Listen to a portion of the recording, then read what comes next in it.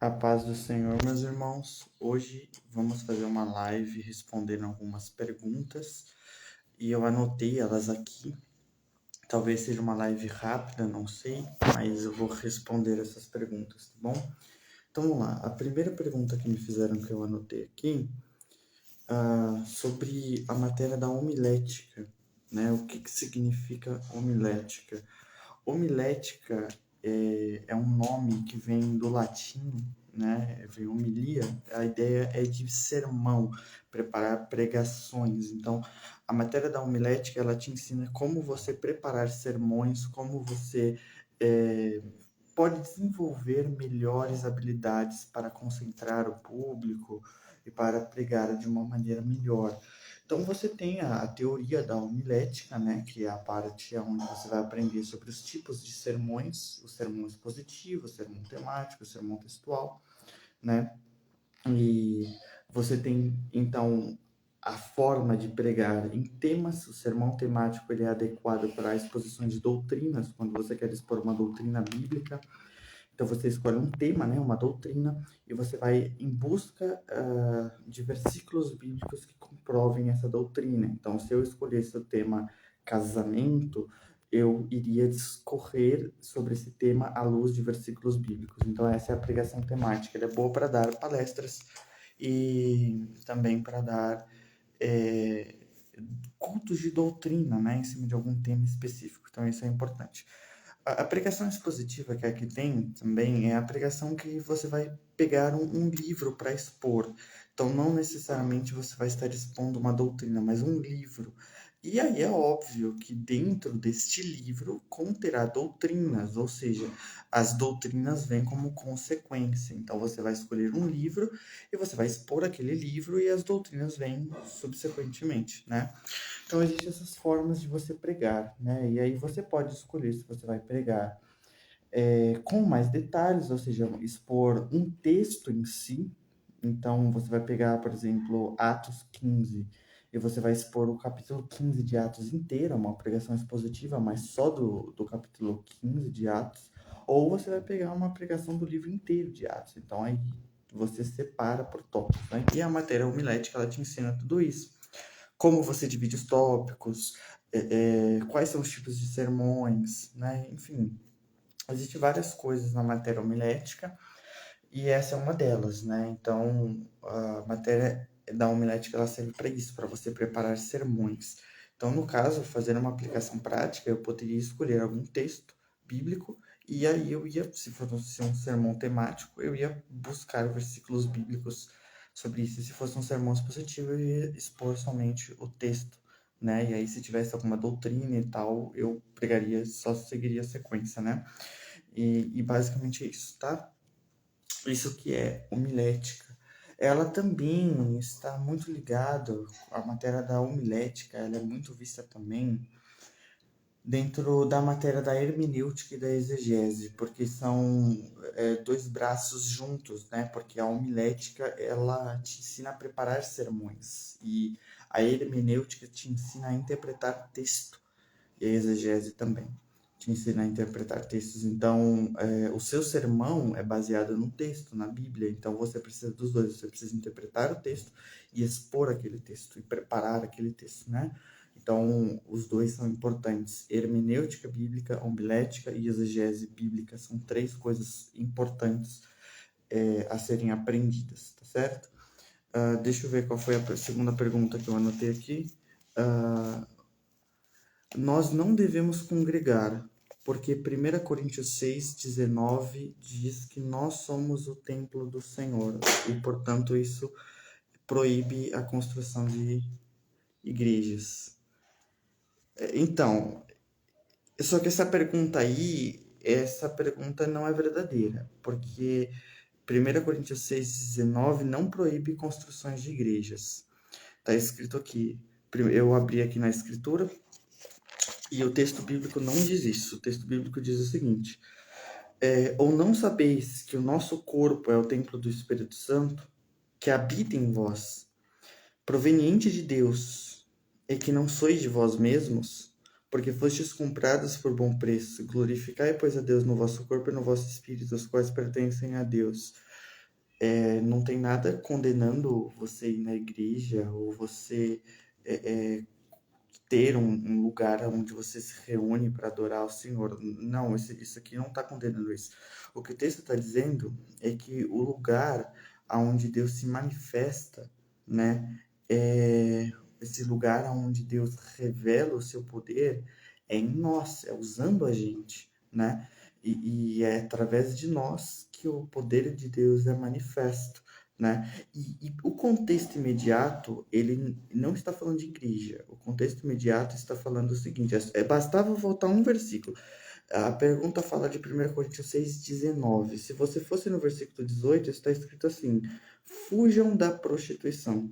Então, o contexto aqui é simplesmente sexo antes do casamento, e uma vez que nós somos o corpo, o templo do Senhor, o Espírito Santo está habitando em nós e, portanto, nós pertencemos a Ele. Nós temos o penhor do Espírito, nós temos a marca de que nós pertencemos ao Senhor, e esse corpo aqui deve ser santo e, portanto, não deve ser exposto à prostituição, porque ele é um corpo do Senhor, ele não é nosso. Nós não fazemos o que nós queremos com o nosso corpo, tá? Nós temos que usá-lo para o bem. Então, as nossas mãos, os nossos pés, os nossos olhos devem ser usados para glorificar a Deus e para usá-los na obra do Senhor. E uma dessas formas também é indo na igreja. Então, o contexto aqui está falando de prostituição, tá? O corpo aqui, que nós somos o templo do Espírito Santo, é no sentido de que nós somos o lugar onde Deus se manifesta e que comprou, né? E nós pertencemos a Ele, nós somos santos, nós somos consagrados para esse ministério, e, portanto, nós não podemos nos contaminar com a prostituição. Nada fala de igreja. Na verdade, eu não sei nem de onde que tiraram isso de que 1 Coríntios 6,19 proíbe o ir na igreja. Até porque, se eu voltasse aqui a alguns capítulos, 1 Coríntios capítulo 1, tá escrito assim, 1 Coríntios capítulo 1, versículo 1, Paulo, chamado apóstolo de Jesus Cristo pela vontade de Deus, e o irmão Sóstenes, a igreja de Deus que está em Corinto. Então, existe uma igreja local na cidade de Corinto, né? E aos santificados em Cristo Jesus. Então, ele fala de uma igreja local que se reunia ali, né? E outra coisa, mais para frente também é dito a mesma coisa. Quando você vai mais para frente, é dito, deixa eu ver se eu acho aqui ó, 1 Coríntios 14, versículo 26. Que fareis, pois, irmãos, quando vocês se ajuntam, se reúnem em um lugar físico, cada um de vós tem salmo, tem doutrina, tem revelação, tem língua, tem interpretação. Faça-se tudo para edificação. Então, aqui ele está dizendo o seguinte: quando vocês se unem, se reúnem em um lugar físico, cada um tem um dom de Deus e cada um manifesta esse dom lá na hora. No versículo 28 está escrito assim: mas se não houver intérprete, esteja calado na igreja e fale consigo mesmo e com Deus. Ou seja, esteja calado na igreja. A preposição na é um dativo locativo. Indica o quê? Um local físico. Então, é nesse local onde vocês se reuniram, se não há ninguém para interpretar, então você fica quieto. Então, aqui é bem claro a presença de um local físico onde eles congregavam, na própria Epístola de Corinto.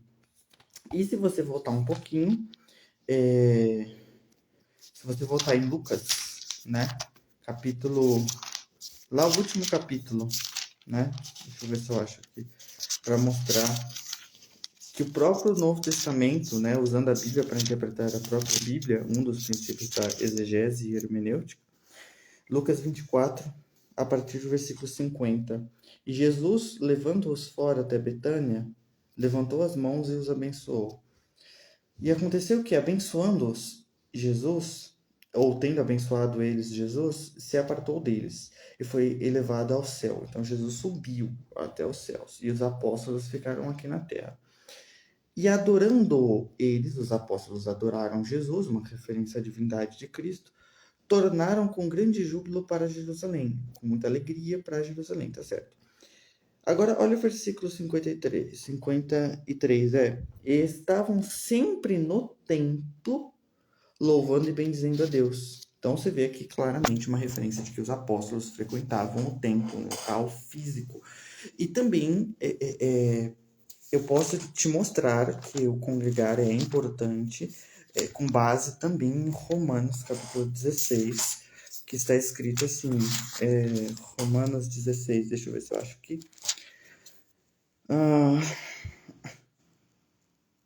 Deixa eu ver.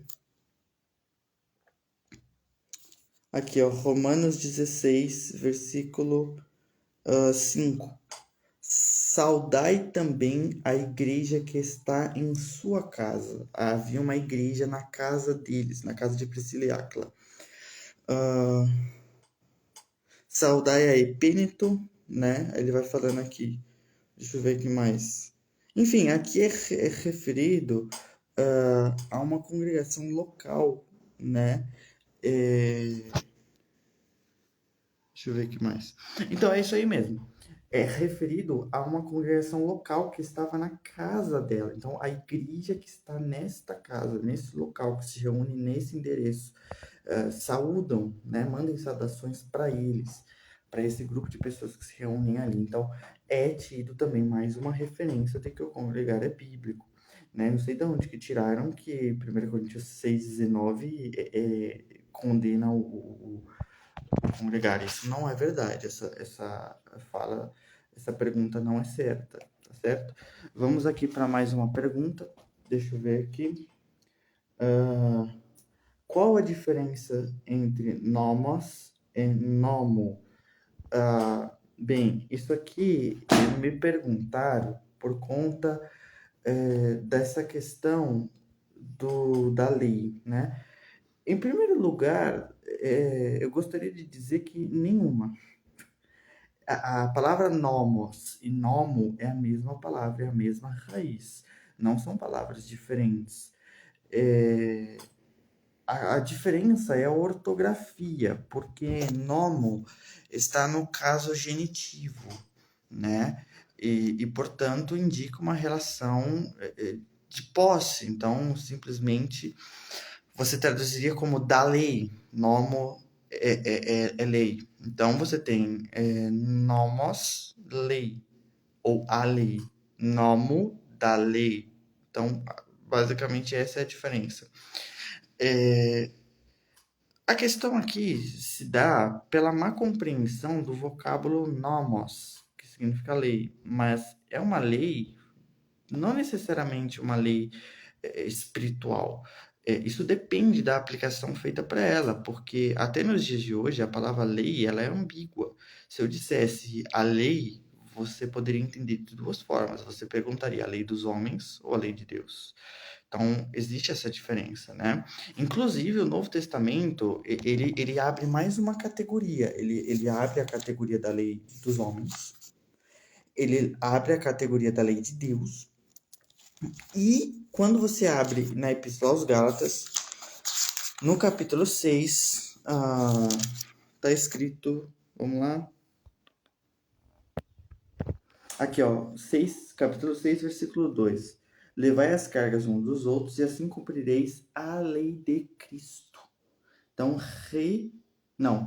nomos tu Christo, a lei de Cristo. Portanto, há pelo menos no Novo Testamento mapeia pelo menos 3 aplicações, no mínimo 3, eu poderia dizer mais aplicações, da palavra lei.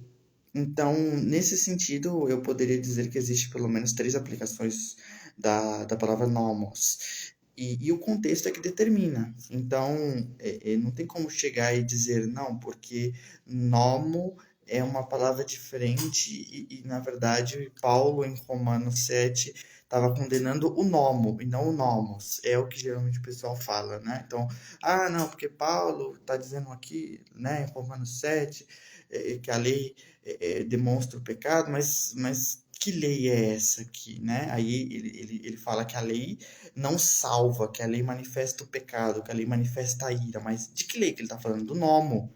Mas aí quando ele fala que ele tem prazer na lei de Deus, que essa lei é santa, justa, então ele está falando do nomos. Eles tentam fazer uma separação, mas é a mesma coisa. Isso aí só muda ortografia. É a mesma coisa, isso não muda absolutamente nada. Porque nomos significa da lei e nomos significa a lei. Basicamente não tem diferença. Entende? Uma está no nominativo e outra está no genitivo. Mas isso não muda absolutamente nada, porque a palavra lei continua ali. Entendeu? O artigo ou a preposição que vai ser colocada ali não muda o sentido básico da palavra do substantivo lei, vai continuar sendo lei. E o que vai reger esse substantivo é o contexto. Então, na verdade, a lei é santa, tá? Mas que lei? Entende? Tudo bem, naquele contexto se refere à lei de Deus, mas poderia ter a aplicação de a lei dos homens, a lei de Cristo, ou qualquer outro tipo de lei, entende? Então, tem que tomar cuidado com essa questão da semântica para não fazer aplicações que não existem, tá? Vamos ver. Que mais? Quais são as áreas da teologia e por que eu devo estudá-las? Esse que é interessante. Na verdade, existem várias áreas da teologia. Na verdade, não é uma só, né? A gente fala em teologia, o pessoal conhece teologia como tel, Deus, e logia, estudo. Então, estudo de Deus, né? Mas a teologia era bem mais abrangente. O conceito básico e a premissa base para se criar qualquer outra teologia é essa mesmo, conhecer a Deus. Então, tudo que estiver ligado ao conhecimento de Deus nos é importante. Então, a premissa é isso, conhecer a Deus. Então, eu vou usar ferramentas para chegar a esse conhecimento. Então, você tem a teologia clássica, né, que é aquela que você começa com a Bíblia, que geralmente quando você estuda teologia, a primeira matéria que você aprende é a bibliologia, né, onde você vai aprender a revelação especial, a revelação geral, enfim. E aí, depois você tem a teologia sistemática, né? Que é quando você vai aprender as doutrinas da Bíblia. A palavra teologia sistemática significa o conhecimento sobre Deus de uma forma organizada em doutrinas. Então, você vai pegar as doutrinas da fé e vai organizá-las. Isso é uma teologia sistemática. Então, você vai aprender sobre a doutrina do pecado, a doutrina da justificação, a doutrina da salvação, enfim. Depois você tem a teologia bíblica. A teologia bíblica, ela na verdade não fala sobre doutrinas. Ela fala sobre o enredo da escritura. Então ela está preocupada em dizer, por exemplo, qual é a teologia do livro de Gênesis, o objetivo, o sentido básico, não a doutrina do livro de Gênesis, mas o propósito, o centro do livro de Gênesis. Né? Qual que é essa teologia? Para que ela aponta? Então você tem toda essa teologia que vai apontar para Cristo, então a teologia do Antigo Testamento. Seria a figura do Novo, então a apresentação de Jesus como Messias, né? As profecias dele. O Novo Testamento, então aí a revelação daquilo que era sombra, então agora a manifestação de Jesus no Novo Testamento. Então você tem essa questão da teologia bíblica que vai trabalhar mais com o enredo da história em si, e não com as doutrinas. Então as duas são importantes, não tem para que demonizar ou querer separar uma da outra, porque as duas são importantes. Né? É que no caso, a teologia bíblica, ela, ela consegue ser percebida por uma leitura da escritura. Né? Então, na verdade, o pessoal talvez não foque muito, porque uma lida no Novo Testamento e no Antigo, você já pega os contextos, já pega o entendimento geral e as aplicações das alianças e tal, e tal, e tal. Então, você consegue pegar essa questão da teologia bíblica lendo a escritura, né? Se bem que a teologia sistemática também é possível fazer isso. Se você ler a escritura várias vezes, você pega as doutrinas, né? Então, basicamente, se você ler várias e várias vezes a escritura, você tá para fazer uma teologia bíblica, uma teologia sistemática, basicamente, né? Mas quando você estuda por fora, você já antecipa isso, digamos assim, né? E por que a gente tem que estudá-las? Ué, porque faz parte do conhecimento de Deus. Está escrito lá em Oséias, cresçamos e prossigamos em conhecer ao Senhor, né? Conheçamos e prossigamos em conhecer ao Senhor. Então, você tem várias áreas, né? Eu só citei a teologia bíblica e a teologia sistemática, mas tem a teologia histórica e a teologia prática, a teologia aplicada, a teologia filosófica, enfim, eles poderiam dar outros nomes também, existem outros nomes, na verdade, para cada uma dessas teologias, e cada uma tem um viés diferente, né? Então, basicamente isso. Existem várias teologias e cada uma delas está com o propósito de que você conheça mais sobre Deus, conheça mais sobre correntes de pensamento acerca de Deus, principalmente correntes soterológicas, que se referem à salvação, e assim você possa crescer no conhecimento do Senhor e aprender mais a Bíblia, interpretar melhor a Escritura, né? É para isso que serve a teologia. A teologia, ela não é uma inimiga da fé, ela só se torna inimiga da fé quando ela é usada da forma errada.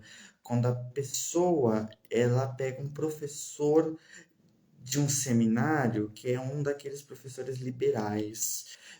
Então, você tem professores ateus também em alguns seminários, né?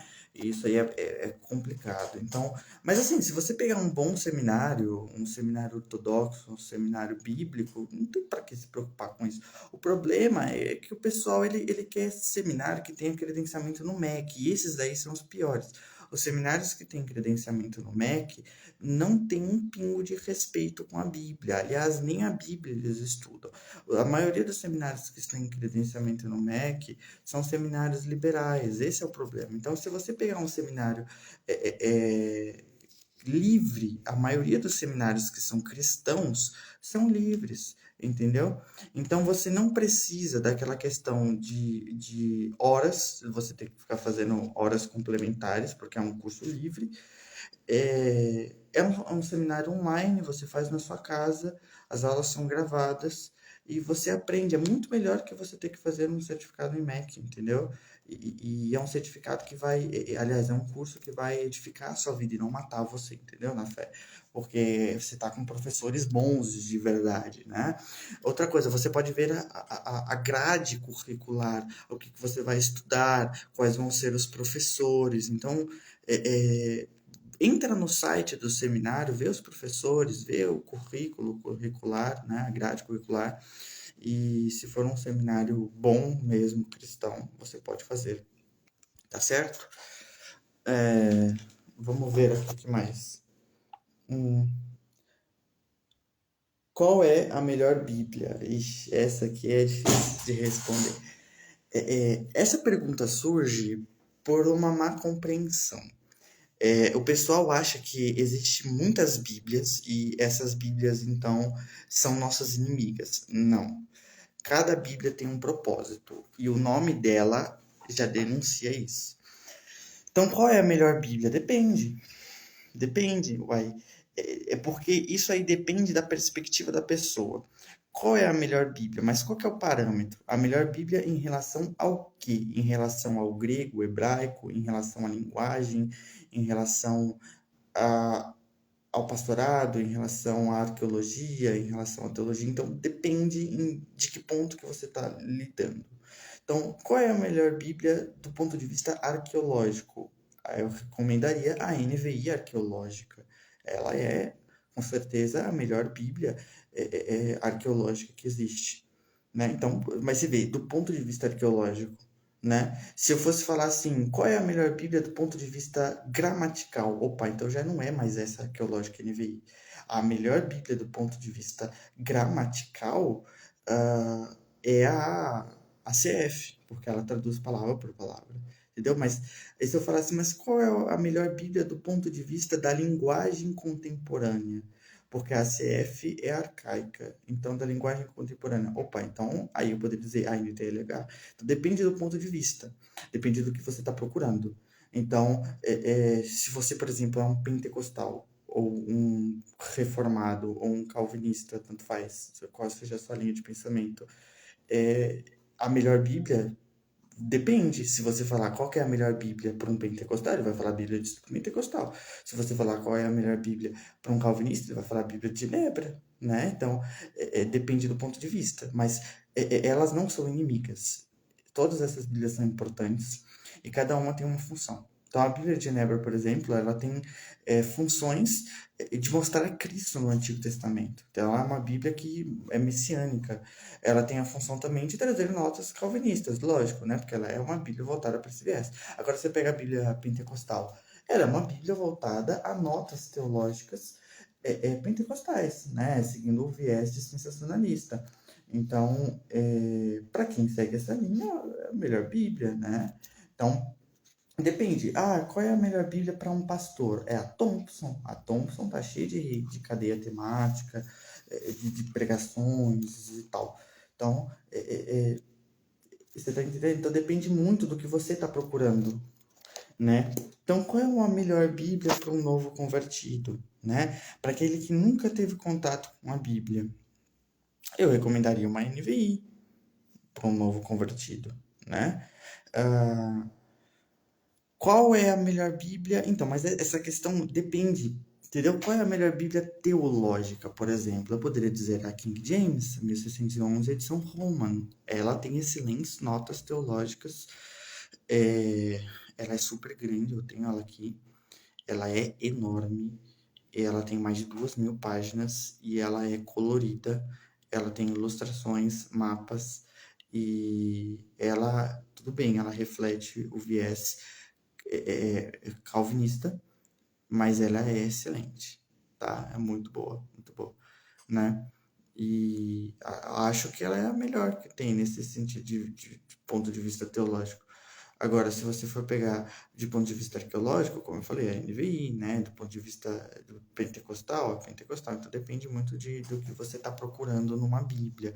Então a questão você quer uma Bíblia que fala de arqueologia? Você quer uma Bíblia que fala de teologia? Você quer uma Bíblia que fala de sermões? Então depende do que você está procurando. A melhor resposta para isso é compre todas. Pronto. Compre todas as Bíblias e aproveite o melhor de cada uma delas, entendeu? A Bíblia, irmãos, você tem que fazer o seguinte: você tem que comprar uma Bíblia que não tenha comentário nenhum.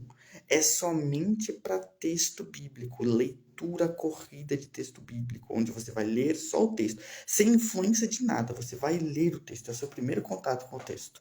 Só isso, tá certo?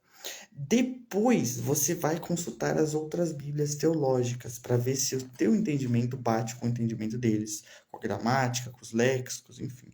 Tá certo? Então você tem que fazer assim, você tem que escolher uma Bíblia para ser a sua Bíblia padrão, aquela que você não vai mudar, aquela que você vai ler e vai memorizar os textos. As outras você vai usar como consulta, tá certo? É isso que você tem que fazer. E ter várias Bíblias. As Bíblias que eu recomendo: a CF, NVI, ARC, ah, são essas, e a King James, né? A priori são essas as Bíblias em que eu recomendaria, tá certo? Deixa eu ver aqui. Qual é a próxima pergunta? As diferenças entre as versões. Eu já expliquei, na verdade, né? Uma tem viés arqueológico, uma tem viés teológico, uma tem viés pentecostal. Essas são as diferenças. Mas eu acho que você está perguntando em questões manuscritológicas, né? Sim, isso aí existe. As diferenças. Então, depende do tradutor. Porque existem diferenças entre as versões? Existem. Porque depende do tradutor. O Antigo Testamento, ele é baseado num códex chamado Leningrado, né? Ele é o Códice de Leningrado. E por ser esse Códice de Leningrado, ele não tem problemas. Todas as versões traduzem pelo texto massorético de Leningrado e não há discussões sobre isso. No Novo Testamento, porém, não é assim. O Novo Testamento, ele tem 6.000 manuscritos. Ele não foi preservado em uma família só, como o Códice de Leningrado, né? Então, ele tem 6.000 manuscritos. E esses manuscritos, eles são separados por famílias. Então, essas famílias preservam partes do texto bíblico de acordo com a sua família. Então, quais são as versões? As diferenças entre as versões? Bem, depende, porque vai depender do tradutor. Então, vai depender de qual família o tradutor preferiu usar, entendeu? Então, as melhores versões são aquelas que usam todos os manuscritos, mas tem algumas versões que não usam todos os manuscritos.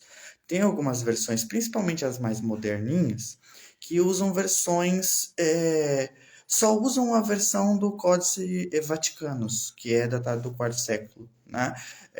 Já vi. Não, porque a minha versão é datada é usada segundo o Códice Vaticanus, mas ele não é o único códice que existe. Ele tem a sua importância, ele é antigo, ele é um códice grande, ele contém muitos textos do Novo Testamento, né? Ele não é um pergaminho, ele é um livro com vários textos. Ele tem a sua importância, mas a questão é, ele não é o único manuscrito. Você está entendendo? Existe milhares de outros manuscritos. Você tem 6.000 manuscritos. Então, basear-se a sua tradução apenas no Códice Vaticanos não dá. Você precisa dos outros manuscritos. Então, a questão é, disso se formou o texto chamado majoritário, porque se vale da maioria dos textos, é majoritário porque é maior, se vale de um campo maior de textos, e não só do Vaticano. Então, ele vai usar mais textos. E existe o texto chamado texto crítico, ou texto eclético, ou texto minoritário. São vários os nomes que são dados, na verdade, mas o propósito é dizer o seguinte, inclusive é chamado até de texto minoritário. Por quê? Porque em contraste que você tem o majoritário, você tem o minoritário. Então, o minoritário, ele vai se basear em alguns textos, principalmente no Vaticano, no Alexandrinos e no Sinaítico. São os três códices mais usados pela classe de família, né, de pessoas que seguem essa família alexandrina e não a família bizantina. Então, pessoas que seguem essa linha vão escolher três manuscritos, que é o Alexandrino, os Vaticanos e Sinaíticos, são os clássicos. Recentemente houve digamos que uma aprimoração, né, um aprimoramento desse texto por dois estudiosos, Westcott e Hort. Esses dois estudiosos, eles criaram uma nova versão melhorada dos textos vaticanos, né, sinaíticos e alexandrinos, mas se basearam neles. Então, por mais que seja considerado um texto separado, aí seria supostamente um quarto códex, esse suposto quarto códex, ele se derivou da mistura dos três, então basicamente não saiu dos três. E depois, recentemente, o Nestlé Aland, que já está na 28ª edição, ou seja, já tem 28 edições e vão lançar a 29ª.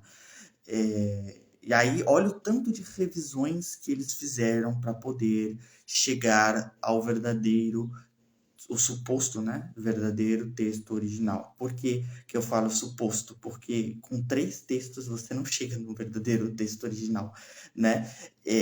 Mas eles querem chegar no verdadeiro texto original baseado apenas em 3 manuscritos. Isso tudo bem, eles têm o seu valor. Eu sei que o pessoal vai falar para mim, não, mas você está dizendo de 3 códex, não é qualquer tipo de papiro. Tudo bem, mas são somente 3, né? Você tem 6.000 e não tem o que discutir, entendeu? Então, a classe de texto minoritária se vale de 3 manuscritos, ou de 5, que nem o pessoal gosta de dizer, os 5 manuscritos, mas os supostos 5 manuscritos são o quê? O quarto é de Westcott and Hort, que surgiu dos 3, então basicamente é um plágio, não poderia ser considerado como um quarto, porque ele não é um manuscrito diferente, ele deriva dos 3, então não tem conteúdo novo. E o de Nestlé Aland, que é também derivado de Westcott and Hort e dos 3 manuscritos, Vaticano, Sinaítico e Alexandrinos. Portanto, você na verdade não teria 5 manuscritos, você teria 3 manuscritos e uma versão melhorada, aprimorada dos 3 manuscritos, que é o Nestlé Aland de 28ª edição. Tá? Então, se eles fizeram alguma melhora, eles só fizeram melhora em 3 manuscritos. Os outros manuscritos não melhoraram, né? Se é que tinha que melhorar, porque a palavra de Deus não se melhora. E, enfim, então as versões, elas se baseiam nessas famílias. Então, existe diferença entre as versões? Existe. Por quê? Porque depende da família que o tradutor escolheu.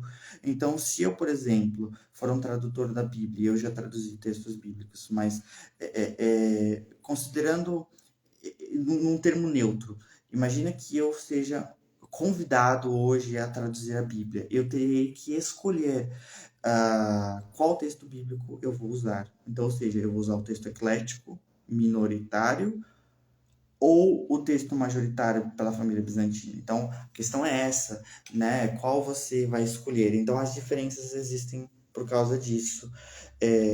Vale lembrar que o texto Vaticanos, né, que representa o texto minoritário, não é idêntico ao texto majoritário, existem diferenças entre eles. E é justamente por isso que você vê versões que usam o texto majoritário com supostos, entre aspas, acréscimos, em contraste que outras versões que não usam o texto majoritário não apresentam esse texto. Como no caso, por exemplo, da mulher adúltera, que em textos majoritários existem. Em versões de Bíblia de texto majoritário, isso nunca foi questionado, isso existe. Agora, em texto minoritário, não tem. Então, parece que ou alguém tirou ou alguém colocou esse texto, né? E aí o que é?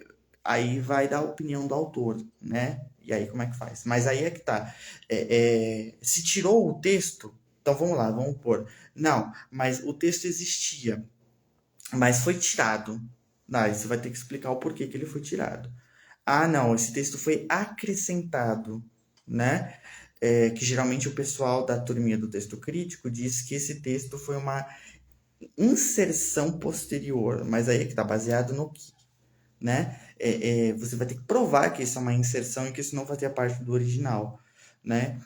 E somente o fato de existir manuscritos que trazem esse texto já levanta a possibilidade dele não ser falso. Porque se existe algum documento que atesta a leitura desse versículo, e esse documento ele é um documento com uma gramática coesa e não manipulada, que é o caso do texto da mulher adúltera, então já se pode levantar questões de o texto ser verdadeiro. Entendeu? Existe a possibilidade. Somente pelo fato de existir um manuscrito, existe mais, mas mesmo que só existisse um manuscrito que mostrasse a mulher adúltera, já sim se teria a possibilidade de ser um texto legítimo somente pelo fato de apresentar esse manuscrito. Aí deveria ver diversas outras coisas, né? Aí você iria estudar a paleografia, você iria estudar a datação daquele manuscrito, você iria estudar muitas coisas relacionadas àquele manuscrito, para saber se aquele manuscrito é confiável, quem fez, quão antigo ele é. Então você vai estudar toda essa questão da manuscritologia para você saber datar se aquele texto é verdadeiro ou não. A forma de escrita, se é escrita do tempo bizantino, se é escrita do texto do grego antigo, do grego clássico. Então você tem aquela questão de aumento de letra, letras esticadas, letras maiúsculas, letras minúsculas, acentuações. Tudo isso é visto na hora da paleografia e da manuscritologia para você poder saber se um texto é verdadeiro ou não, tá certo? Bem, vejamos qual é a próxima pergunta. Sobre como usar um léxico. Bem, em primeiro lugar, um léxico é um dicionário, tá? É a palavra grega para dicionário. Da mesma forma que você usa um dicionário, ué. Você vai pegar um dicionário, você vai. No caso aqui é um dicionário em grego, né? Então você já deve ter um mínimo de conhecimento de grego. Pelo menos o alfabeto grego você tem que saber, né? Porque está organizado em ordem alfabética, só que em grego. Então, você vai pegar a palavra que você quer saber e você vai buscar no dicionário, assim como no português. Então, você quer saber o que significa onomatopeia. Aí você vai jogar no dicionário e o dicionário vai te traduzir para você. Então, é a mesma coisa. Você vai pegar lá uma palavra, tipo no exemplo que me perguntaram, nomos. Você vai no dicionário, você vai pesquisar pela letra NU, que é a letra N, e você vai digitar, você vai pesquisar. Quando chegar nessa letra, você vai então na palavra nomos, e ali vai estar dito para você o que significa.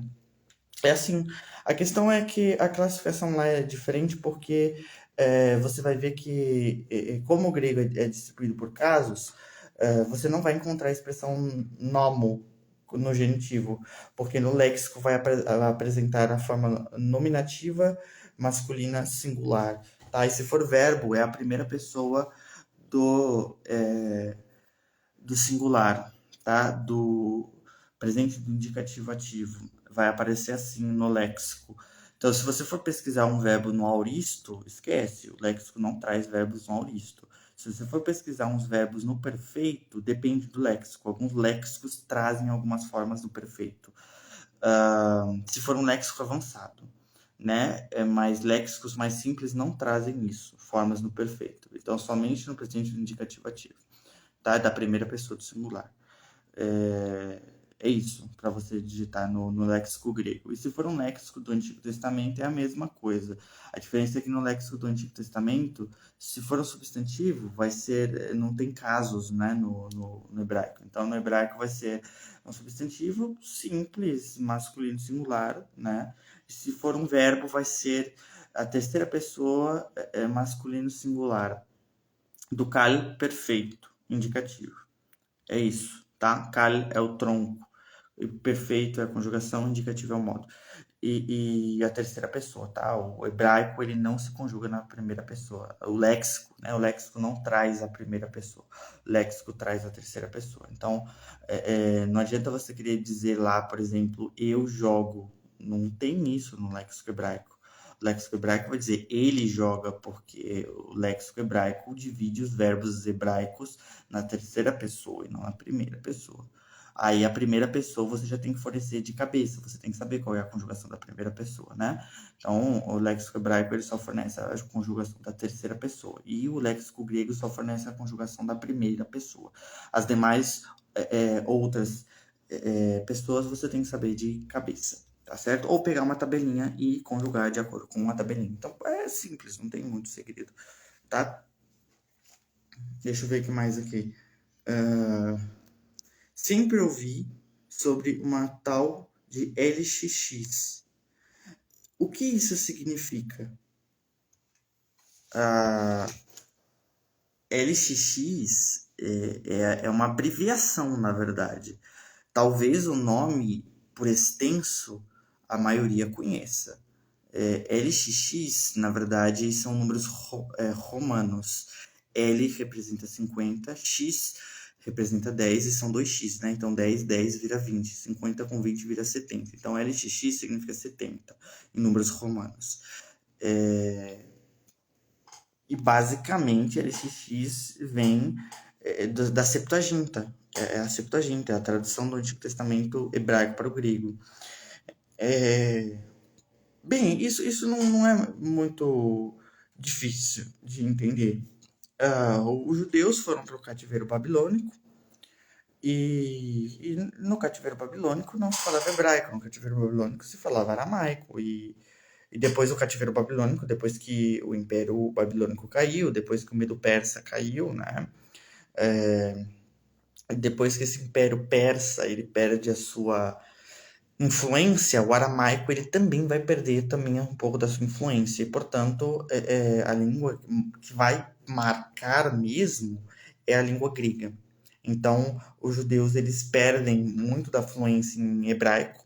As próximas gerações de judeus nasceram falando aramaico e o grego, consequentemente. Então, os judeus já nasciam sabendo falar aramaico e grego. Quem se tornava um fariseu, um rabino, aprendia o hebraico, tá? Somente para pessoas mais cultas. Aí sim tinha o hebraico, mas o hebraico não era disponível para todas as pessoas, tá? E por conta disso, a escritura estava em apuros, porque a escritura estava em hebraico. E se ninguém conhece a escritura, porque ninguém poderia conhecer a escritura porque está em hebraico, e quem lê hebraico, né? E aí o que que acontece? Foi traduzido, então, do hebraico, se traduziu para o grego, porque aí o pessoal conhecia. E também foi traduzido para o aramaico, tá? Existe uma coisa chamada targums. Targums são Só que aí não é uma tradução fiel. A Septuaginta é fiel, o Targum não. O Targum, ele é comentários do Antigo Testamento em aramaico e traduções do Antigo Testamento para o aramaico. Não é o Antigo Testamento inteiro, são porções. Tá? E são parafraseado. Não são o texto literal, o texto fiel. São interpretações misturadas com comentários. Esses são targums. É, E aí você tem o Targums Onkelos, Targums do Jonathan, enfim, tem alguns Targums aí. E você tem a versão da LXX, que é a Septuaginta, né? E a Septuaginta, ela traz é, a tradução do hebraico para o grego direto, né? Então isso é muito importante. E só mais uma coisa, foi traduzido por judeus, 70 judeus, por isso o nome, Septuaginta, né? Foi traduzido por 70 judeus, foi traduzido o Antigo Testamento inteiro, né? Ah, e foi traduzido antes de Jesus, tá? A Septuaginta ela nasce no período intertestamentário de 300 anos antes de Cristo até 100 anos antes de Cristo. Então, dentro desse período, a Septuaginta nasce é, e é e assim o Antigo Testamento foi traduzido, né? Tinha um Antigo Testamento hebraico, quem sabia falar hebraico lia o hebraico, mas quem não sabia falar hebraico lia pelo grego, pela Septuaginta, tá certo? É isso, basicamente. Não sei se daria para falar mais alguma coisa sobre os manuscritos de Qumran. Os manuscritos de Qumran, eles nascem juntos com a Septuaginta, mas na verdade os manuscritos de Qumran não eram conhecidos ainda, eles foram descobertos posteriormente. E aí sim, no caso, depois, posteriormente, na nossa época, quando alguém vai fazer uma tradução do Antigo Testamento, eles usam os manuscritos com RAM, mas antes não tinha sido descoberto esses manuscritos ainda, né? E os manuscritos de Qumran estão em hebraico, portanto, quem não falava hebraico teria que ler o grego da mesma forma. Então, é simples, né? É igual a gente não fala hebraico, vocês falam hebraico, vocês não falam. Então, você lê no português, né?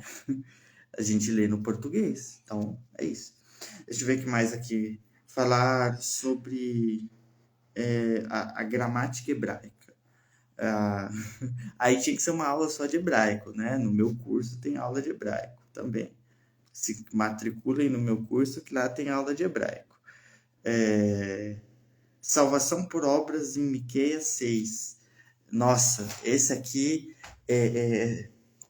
na verdade foi um judeu que fica aí demonizando o cristianismo, dizendo que a salvação no Antigo Testamento era por obras e não pela fé. O conceito de salvação por fé no Antigo Testamento é uma inversão cristã, é o que esse judeu estava afirmando, né? E que, portanto, Jesus não poderia ser o Messias. Mas, assim, isso aí é uma interpretação totalmente assim, não valeria nem a pena refutar isso aí, porque um pingo de conhecimento do Antigo Testamento demonstra que isso está errado. Mas vamos lá então, aí.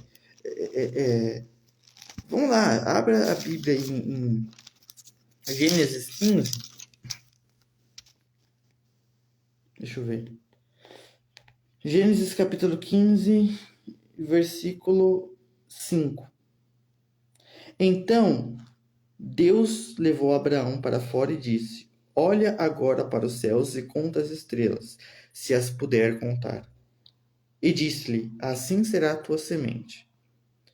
E Abraão creu no Senhor, e foi-lhe isto imputado por justiça. Ou seja, Deus considerou isso como uma atitude justa, uma atitude que justificou Abraão, né? Pela fé que ele teve no Senhor, tá? Você vê, por exemplo, Raabe. Raabe não era judia, mas ela diz para os espias: Nós daqui dessa cidade ouvimos todas as maravilhas que o Deus de vocês fez a Faraó e aos egípcios. E todos daqui da terra estão tremendo de medo de vocês. E sabemos que Deus, o Deus de vocês, entregou essa cidade em suas mãos. Peço-te, poupe a minha vida, assim como eu poupei a vida de vocês. Raabe diz isso. Mas o pessoal costuma dizer que Raabe foi justificada por obras porque ela hospedou os espias, mas ela só hospedou os espias porque anteriormente ela já tinha fé no Senhor. Ela sabia que aqueles espias eram servos do Deus Altíssimo, o Deus de Israel, e portanto, tendo essa fé nesse Deus de Israel, reconhecendo que esse Deus de Israel era o verdadeiro Deus, ela então pratica essa obra, uma obra como consequência da fé, posterior à fé. E portanto a salvação dela não foi por obras, foi por fé, tá? E isso tá no Antigo Testamento, né? Mas vamos lá. Não tinha nem para que tá fazendo isso, porque isso aqui é uma questão de somente abrir o contexto de Miqueias, entendeu? Isso aí é o cúmulo do absurdo defender que Miqueias está falando de salvação por obras, né? Mas vai lá, então vamos, ué, né? Deixa eu abrir aqui na Bíblia, Miqueias, deixa eu ver, aqui, Miqueias capítulo 6. Aqui, ó. Deixa eu ver. Miqueias, capítulo 6, versículo 8. Deus te declarou, ó homem, o que é bom e aquilo que ele pede de ti. Que pratiques a justiça e ames a beneficência e andes humildemente com o teu Deus. Isso, desta forma, é o que está escrito na Bíblia hebraica Sefer, né? Em forma de afirmação e não de pergunta.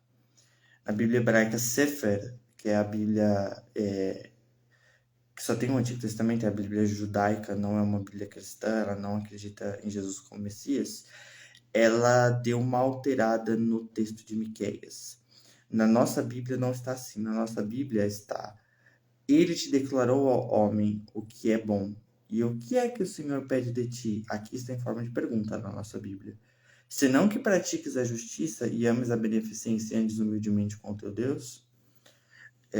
Na nossa Bíblia está em forma de pergunta, mas independentemente se é forma de afirmação ou pergunta, isso não muda que o texto não está dizendo de salvação por obras. O texto está dizendo, não, o que Deus pede de você? Ele pede que você seja justo. Tá bom, mas a minha justiça não vai me salvar. É verdade que ele pede que a gente seja justo. O Novo Testamento fala isso também, ué. Se você for pegar no Novo Testamento, tanto de texto no Novo Testamento que fala que a gente tem que ser santo, que a gente tem que ser justo, que a gente não pode se contaminar com a iniquidade. Isso é verdade. Mas isso não significa que a gente vai ser salvo pela nossa justiça. Não está escrito isso. Aonde que está escrito aqui que isso salva? Ele pede, é um requisito de Deus, é um mandamento de Deus que a gente seja justo, que a gente pratique a beneficência, sim. Mas aonde está escrito que isso vai nos trazer a salvação? Não está escrito isso. Somente está escrito que Deus deu esse mandamento para gente. Você agora pratica a justiça, pratica a beneficência. E o pessoal não prestou atenção na última parte. É por isso que eu falo, isso aí não compensava nem gravar um vídeo para isso, mas olha o que está escrito aqui na última parte do texto. Que andes humildemente com o teu Deus. Aqui é um pronome possessivo, indicando o Deus daquela pessoa que servia. No contexto aqui, os judeus. Miqueias está falando com os judeus. Deus, o Deus que você conhece, o Deus que você crê, o Deus que você tem fé, esse Deus que você crê, ele te pede que você pratique obras, justiça, né? Beneficência e seja humilde. Então, Miqueias já parte do ponto de vista de pessoas que já são crentes, né? O teu Deus. Então, você vê que já manifesta uma fé escondida. Então, esse Deus que você crê aí, essa fé que você tem nesse Deus que você manifesta, pois esse Deus que você tem fé, que você acredita, ele pede que você seja justo. Então, já é manifesto uma obra como uma consequência da fé. Não é dito que a fé salva, é dito simplesmente que você é o Deus que eles já criam, um Deus que eles já professavam, a fé que eles já tinham. Então, simplesmente já é manifesto que a fé já estava neles. A questão que Deus estava falando é: agora vocês devem ser justos. Somente isso, tá? E eu acho que basicamente é isso, né? Ah, deixa eu ver o que mais aqui. Foram essas as perguntas que eu anotei aqui, né? E a live de hoje rendeu, na verdade, né? Bênção do Senhor. E é isso, meus irmãos. Que o Senhor abençoe vocês. Eu espero ter sanado algumas dúvidas de vocês. Essa aula vai também, essa live, né? Respondendo perguntas, ela vai também para o meu curso. Quem quiser se matricular, me chama aí no privado, né? E estaremos conversando mais sobre isso aí, tá certo? Me chama no privado e a gente vai estar conversando sobre valores, sobre conteúdo do curso, enfim. Meu curso é vitalício, viu, irmãos? Tá? O meu curso não é um curso de assinatura, não. Ele é vitalício, tá? Aproveitem, quem comprar tem ele para sempre, né? Então, aproveitem, tá certo?